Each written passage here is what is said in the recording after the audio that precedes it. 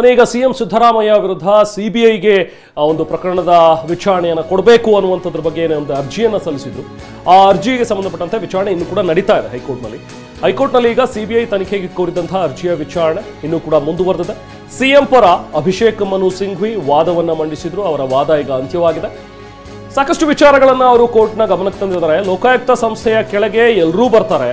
ಅದು ಸಿಎಂ ಆಗಲಿ, DCM ಆಗಲಿ, ಉನ್ನತ ಅಧಿಕಾರಿಗಳು ಇವರೆಲ್ಲರೂ ಕೂಡ ಅವರ ಅಂಡರೇ ಬರಬೇಕಾಗಿರುವಂಥವ್ರು.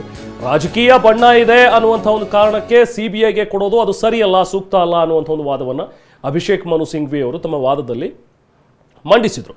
ಇನ್ನು ದೂರುದಾರ ಮೊದಲಿಗೆ ಸಿಬಿಐ ತನಿಖೆ ಕೋರಿರಲಿಲ್ಲ.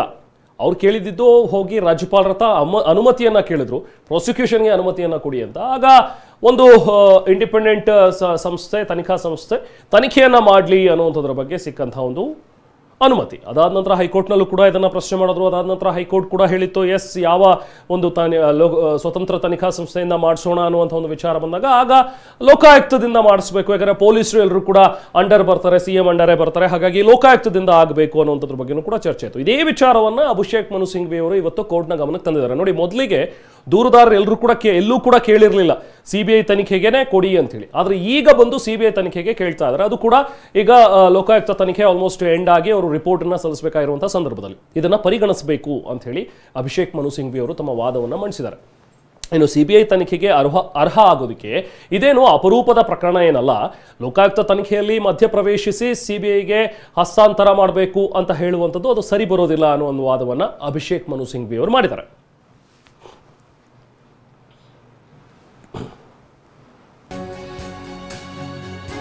ಇನ್ನು ಹಿರಿಯ ವಕೀಲ ಪ್ರೊಫೆಸರ್ ರವಿವರ್ಮ ಕುಮಾರ್ ಅವರ ವಾದವೂ ಕೂಡ ಅಂತ್ಯವಾಗಿದೆ. ಸಿಎಂ ಪರ ಹಿರಿಯ ವಕೀಲ ರವಿವರ್ಮ ಕುಮಾರ್ ಅವರು ಕೂಡ ವಾದ ಮಂಡಿಸಿದ್ರು. ಅಭಿಷೇಕ್ ಮನು ಸಿಂಘ್ವಿ ಅವರ ನಂತರ ಮುಡಾ ಲೇಔಟ್ ಪ್ಲಾನ್ ಕೋರ್ಟ್ಗೆ ನೀಡಿದ್ದಾರೆ ವಕೀಲರು. ಇದೇ ಸಂದರ್ಭದಲ್ಲಿ ಸರ್ವೆ ನಂಬರ್ 464 ದೇವನೂರು ಲೇಔಟ್ನ ಭಾಗವಾಗಿರಲಿಲ್ಲ ಅಂತ ಹೇಳಿ ತಮ್ಮ ವಾದದ ಸಂದರ್ಭದಲ್ಲಿ ಅವರು ಹೇಳಿರೋದು. ಭೂ ಮಾಲೀಕರು ಪರಿಹಾರದ ಹಣ ಪಡೆದಿರಲಿಲ್ಲ, ಕೋರ್ಟ್ನಿಂದ ಪರಿಹಾರದ ಹಣವನ್ನ ವಾಪಸ್ ಪಡೆಯಲಾಗಿತ್ತು, ಹೀಗಾಗಿ ಈ ಜಮೀನು ಡಿನೋಟಿಫಿಕೇಶನ್ ಆಗಿತ್ತು ಅಂತ ಹೇಳಿ ವಕೀಲರು ವಾದ ಮಂಡಿಸಿದ್ದಾರೆ. ಇನ್ನು ಸಿಬಿಐ ಪ್ರಧಾನಮಂತ್ರಿ ಕಚೇರಿ ವ್ಯಾಪ್ತಿಗೆ ಒಳಪಡುತ್ತೆ. ಪ್ರಧಾನಮಂತ್ರಿಗಳು ಕಾಂಗ್ರೆಸ್ ಮುಕ್ತ ಭಾರತ ಎಂದಿದ್ದಾರೆ. ಹಾಗಾಗಿ ಸಿಬಿಐಗೆ ಈ ಕೇಸನ್ನ ಹಸ್ತಾಂತರಿಸೋದು ಸರಿಯಲ್ಲ. ಸಿಬಿಐಗೆ ಕೊಡಬೇಕು ಅನ್ನೋ ವಾದ ಏನ್ ಕೇಳಿ ಬರ್ತಾ ಇದೆಯೋ ಅಥವಾ ದೂರಿದೆಯೋ ಅದು ರಾಜಕೀಯ ಪ್ರೇರಿತ ಅನ್ನೋ ಆಂಗಲ್ ನಲ್ಲಿ ಇಲ್ಲಿ ವಾದವನ್ನ ಪ್ರೊಫೆಸರ್ ರವಿವರ್ಮ ಕುಮಾರ್ ಮಾಡಿದ್ದಾರೆ. ಸಿಬಿಐ ಪ್ರಧಾನಮಂತ್ರಿ ಕಚೇರಿ ವ್ಯಾಪ್ತಿಗೆ ಒಳಪಡುತ್ತೆ. ಪ್ರಧಾನಮಂತ್ರಿ ಕಾಂಗ್ರೆಸ್ ಮುಕ್ತ ಭಾರತ ಮಾಡ್ತೀನಿ ಅಂತ ಈಗಾಗಲೇ ಘೋಷಣೆ ಮಾಡಿದ್ದಾರೆ. ಈಗ ಸಿಬಿಐಗೆ ಈ ಕೇಸನ್ನ ಹಸ್ತಾಂತರಿಸೋದು ಸರಿ ಬರೋದಿಲ್ಲ ಅನ್ನೋ ಒಂದು ಮಾತುಗಳನ್ನ ರವಿವರ್ಮ ಕುಮಾರ್ ಅವರು ಹೇಳ್ತಾ ಇದ್ದಾರೆ. ಸಿಎಂ ಪತ್ನಿ ಪರ ವಕೀಲ ರವಿವರ್ಮ ಕುಮಾರ್ ಅವರು ಮಂಡಿಸಿರುವಂತಹ ವಾದ ಇದು. ಯಾಕಂದ್ರೆ ಈ ಹಿಂದೆನೂ ಕೂಡ ತಮ್ಮ ವಾದದಲ್ಲಿ ಕಪಿಲ್ ಸಿಬಲ್ ಆಗಿರಲಿ ಅಥವಾ ರವಿವರ್ಮ ಕುಮಾರ್ ಅವರಾಗ್ಲಿ ಹೇಳ್ತಾ ಇರುವಂಥದ್ದು, ನೀವು ಲೋಕಾಯುಕ್ತ ಬೇಡ ಅಂತ ಹೇಳ್ತಾ ಇದ್ರಿ, ಲೋಕಾಯುಕ್ತದ ಮೇಲೆ ನಮಗೆ ನಂಬಿಕೆ ಇಲ್ಲ, ಯಾಕಂದ್ರೆ ಲೋಕಾಯುಕ್ತ ಸಿಎಂ ಅಂಡರ್ ಬರುತ್ತೆ, ಹಾಗಾಗಿ ಲೋಕಾಯುಕ್ತದ ಮೇಲೆ ನಂಬಿಕೆ ಇಲ್ಲ ಅಂತೀರಿ. ಹಾಗಾದ್ರೆ ಸಿಬಿಐ ಕೊಟ್ರೆ ಸಿಬಿಐ ಬರುವಂಥದ್ದು ಪ್ರಧಾನಮಂತ್ರಿಗಳ ಅಂಡರಲ್ಲಿ. ಸೊ ಆಗ ಪ್ರಧಾನಮಂತ್ರಿಗಳು ಇದ್ರ ಮೇಲೆ ಪ್ರಭಾವ ಬೀರಲ್ಲ ಅನ್ನುವಂಥದ್ದು ಏನು ಗ್ಯಾರಂಟಿ? ಹಾಗೆ ಮಾತಾಡ್ತಾ ಹೋದ್ರೆ ಯಾವ ತನಿಖಾ ಸಂಸ್ಥೆಯಿಂದಲೂ ಕೂಡ ತನಿಖೆಯನ್ನು ನಿಷ್ಪಕ್ಷಪಾತವಾಗಿ ಬಯಸೋದಕ್ಕೆ ಸಾಧ್ಯ ಆಗೋದಿಲ್ಲ. ನಾವೆಲ್ಲ ಒಂದ್ ಕಡೆ ಸಿಬಿಐನ ಆಗಲಿ ಅಥವಾ ಲೋಕಾಯುಕ್ತದಲ್ಲಿರುವಂತಹ ಪೊಲೀಸರನ್ನಾಗಲಿ ಅವ್ರನ್ನ ಸಂಶಯ ನೋಡುವಂತದ್ದಾಗ್ಬಿಡುತ್ತೆ. ಸೊ ಯಾರು ಕೂಡ ಆಗ ಯಾವುದೇ ತನಿಖಾ ಸಂಸ್ಥೆ ಮೇಲೆ ನಂಬಿಕೆ ಇಲ್ಲದಂತ ಆಗ್ಬಿಡುತ್ತೆ. ಸೊ ಹಾಗಾಗಿ ಈಗ ಈ ಒಂದು ಪ್ರಕರಣ ಬರೀ ಸಿಎಂ ಇನ್ವಾಲ್ವ್ ಅನ್ನೋ ಒಂದು ಕಾರಣ ಬಿಟ್ರೆ ಬೇರೆ ಯಾವುದೇ ರೀತಿಯಲ್ಲೂ ಕೂಡ ಅರ್ಹವಾದ ಪ್ರಕರಣ ಅಲ್ಲ ಸಿಬಿಐಗೆ ಹಸ್ತಾಂತರಿಸೋದಕ್ಕೆ.